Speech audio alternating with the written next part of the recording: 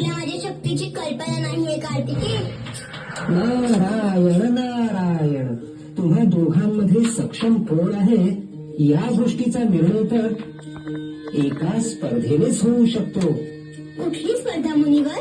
तुम्हा दोघांमध्ये जो कोणी सगळ्यात आधी पृथ्वीला 3 प्रदक्षिणा मारून आपल्या आई वडिलांना येऊन नमस्कार करेल तोच विजयी ठरवण्यात येईल. नारायण नारायण.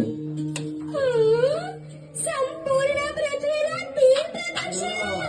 मी तर बेशुद्ध होतोय प्रभू.